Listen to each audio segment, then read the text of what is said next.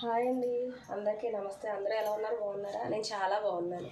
ఈరోజు నేను చేయబోయే రెసిపీ వచ్చేసి సర్వపిండి. ఈ రెసిపీ చేస్తూ మాట్లాడుకుందాం మనం. ఓకే, మనకు ముందు దీనికి కావాల్సిన పదార్థాలు. నేను 2 కప్పులు వరిపిండి తీసుకుంటున్నాను. ఈ కప్తో 2 కప్స్. చూడండి, 2 కప్పులు వరిపిండి. ఇది వచ్చేసి 250 గ్రామ్స్. ఇది 1 కప్ వచ్చేసి. దీంట్లోకి నేను ఏం వేస్తున్నానో చూడండి. శనగపప్పు, ఇది 1 అవర్ ముందు నానబెట్టుకున్న శనగపప్పు. దీంట్లోకి వేసి పక్కన పెట్టుకున్న వేరుశనగ,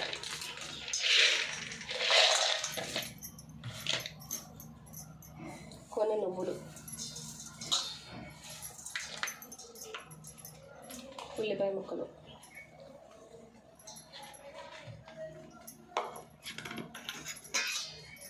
ఒక హాఫ్ స్పూన్ అల్లం వెల్లుల్లిపాయ పేస్ట్. ఇప్పుడు సన్నగా తరుక్కున్న పచ్చిమిర్చి, కరివేపాకు, కొత్తిమీర అన్నీ వేసేసుకున్నాం. రుచికి తగినంత ఉప్పు. అది సరిపోద్దు, లేదంటే పిండి కలిపాక ఒకసారి చూసుకొని మనం వేసుకోవచ్చు. కొంచెం కారం, దీంట్లోనే కొంచెం వాము వేసుకుందాం. వాము డైజెషన్కి బాగా పనిచేస్తుంది, అందుకని కొంచెం వాము.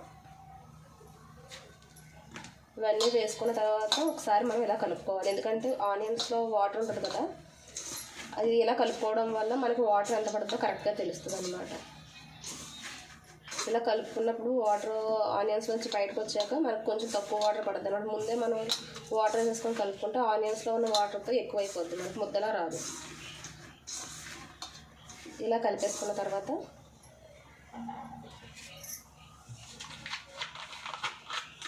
దీంట్లోకి సరిపడా వాటర్ వేసుకోవాలి. కొంచెం కొంచెంగా చూసుకుంటూ వేసుకోవాలి, ఎక్కువ వేసుకోకండి. కొంచెం కొంచెం చూసుకుంటూ వేసుకుంటే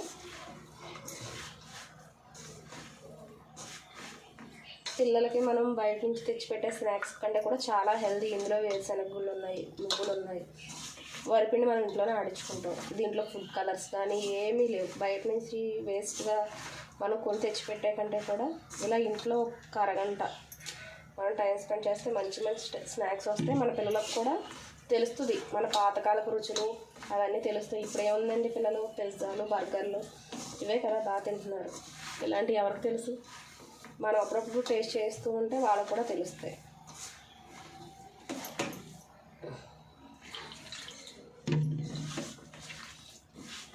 మనకి ఇది ముద్ద గోధుమ పిండి చపాతీ చేసుకుంటాం కదా, దాని అంత కాదు, కొంచెం లూజ్గానే ఉండాలి. మరీ గట్టిగా కాకుండా లూజ్గా కాకుండా ఉంటే సరిపోతుంది. ఇది ఒకసారి మనం తయారు చేసి పెట్టుకుంటే 2 డేస్ 3 డేస్ బాగానే ఉంటుంది, ఏమీ పాడవదు.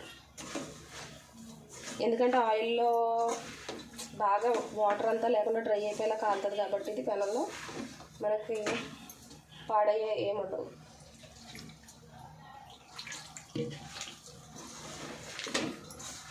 చూడండి, ఇలాగా బాగా మిక్స్ చేసుకోవాలి.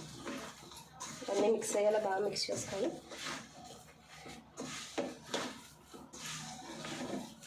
వాము ఎందుకు వేసామంటే కొంతమంది పిల్లలకి డైజెషన్ అంత బాగా అవ్వదు. వాము వల్ల తొందరగా డైజెషన్ అవుతుంది.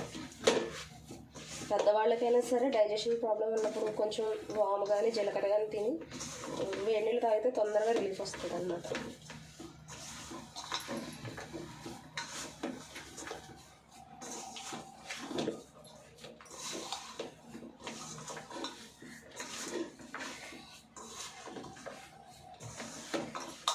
చూడండి, ఇంకా వాటర్ పట్టగానే అనుకుంటున్నాను.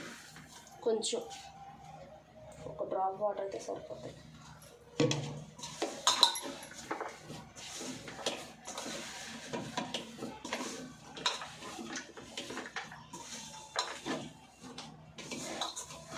చూడండి,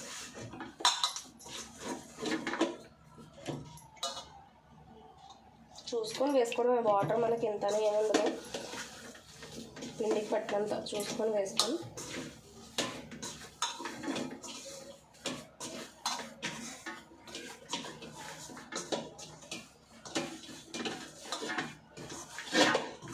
చూసారు కదా.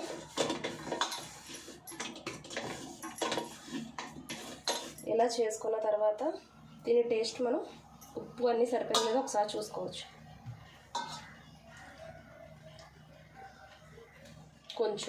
కొంచెం ఉప్పు పడుతుంది వేసేసుకొని ఇప్పుడు మిక్స్ చేసుకున్నా మిక్స్ అయిపోతుంది, ఎందుకంటే పిండి తడిగానే ఉంటుంది కదా, సాల్ట్ కరిగిపోతుంది.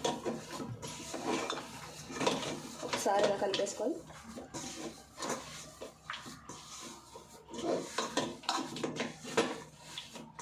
నేను కారం తక్కువ వేసాను, ఎందుకంటే పచ్చిమిర్చి వేసాను కాబట్టి కారం వేయలేదు. కొంతమంది పచ్చిమిర్చి ఎక్కువ వేసుకుంటారు, మా పిల్లలు పచ్చిమిర్చి ఎక్కువ తినరు, అందుకే నేను ఒకటే వేసి కొంచెం కారం వేసాను.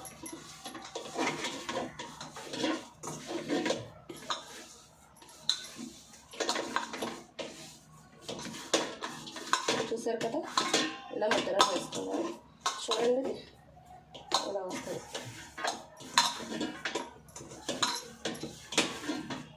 చక్కగా ఇలా కలిపేసుకొని మనం పక్కన పెట్టుకోవాలి. పక్కన పెట్టుకొని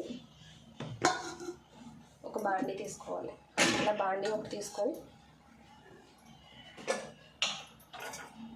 దీంట్లో కొంచెం ఆయిల్ వేసుకొని, కొంచెం కాదండి కొంచెం ఎక్కువ ఆయిల్ పడుతుంది. ఆయిల్ వేసుకున్నాక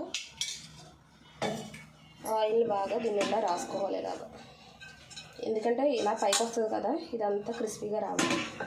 అప్పుడు ఒక ముద్ద దీనికైతే ఎంత పడుతుందో అంతా తీసుకొని అదిగో మరీ పెద్దగా కాకుండా చిన్నగా కాకుండా ఇలా వత్తుకోవాలి.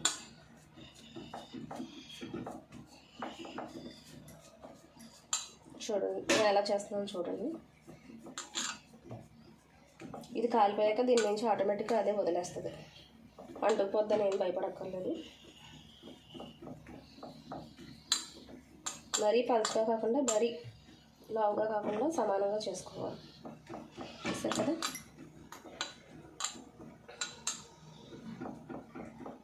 ఇప్పుడు దీనికి ఇలా హోల్స్ పెట్టుకోవాలి.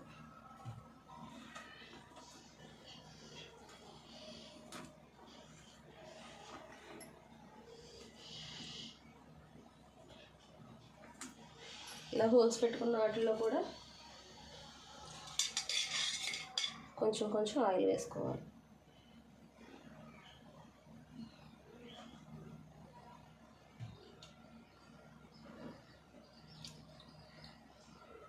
ఇందులో మనం ఆయిల్ ఎక్కువ పడుతుందని ఏం భయపడక్కర్లేదు. బయట ఫుడ్ కంటే కూడా చాలా బెటర్ ఆప్షన్, ఎందుకంటే బయట 2-3 రోజులు వాడిన నూనెలోనే చేస్తూ ఉంటారు. ఇందులో అన్నీ ఉన్నాయి హెల్తీ ఐటమ్సే కాబట్టి మనకు అంత ప్రాబ్లం ఉంది. ఇది తయారు చేసేసుకొని నేను స్టవ్ మీద ఆన్ చేసి పెట్టేసుకుంటున్నాను. ఇలా మీడియం నుంచి హై ఫ్లేమ్లో అలా పెట్టుకొని కాల్చుకోవాలి దీన్ని.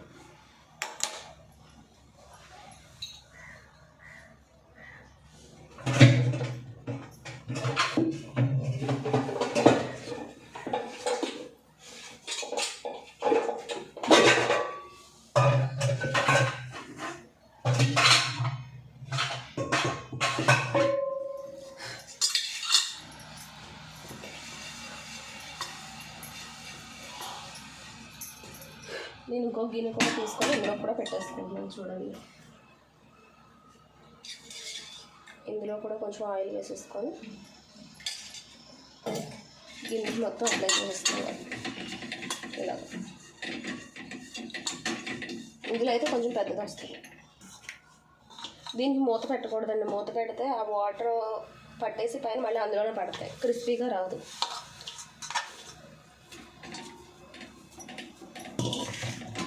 మొత్తం నేను కలుపుకున్న పిండికి 3 అవుతాయి.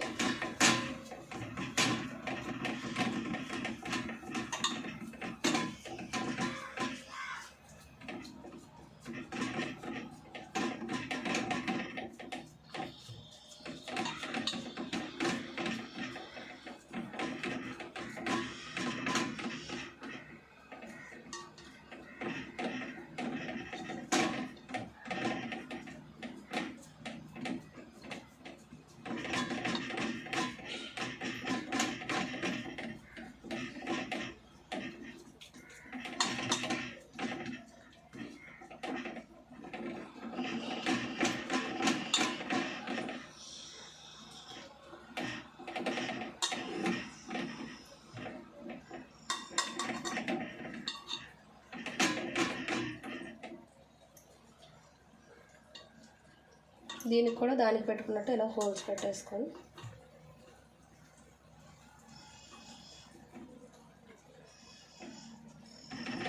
ఏంటంటే ఆ హోల్స్ పెట్టిన దగ్గర బాగా క్రిస్పీగా వస్తుంది అలా హోల్స్ పెట్టుకోవడం వల్ల. మనం దీంట్లో కూడా ఆ హోల్స్లో మనం కొంచెం కొంచెం ఆయిల్ వేసుకొని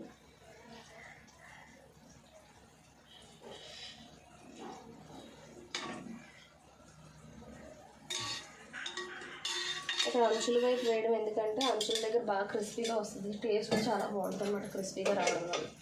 ఇప్పుడు దీన్ని కూడా నేను ఆన్ చేసేస్తున్నాను. ఇది అయిపోయిన తర్వాత నేను ఇంకోటి దాంట్లోనే వేసుకుంటాను. ఈ రెండు ఆన్ చేసేస్తాను. ఇది అయిపోయిన తర్వాత ఎలా వచ్చిందో మళ్ళీ మీకు తీసాక చూపిస్తాను.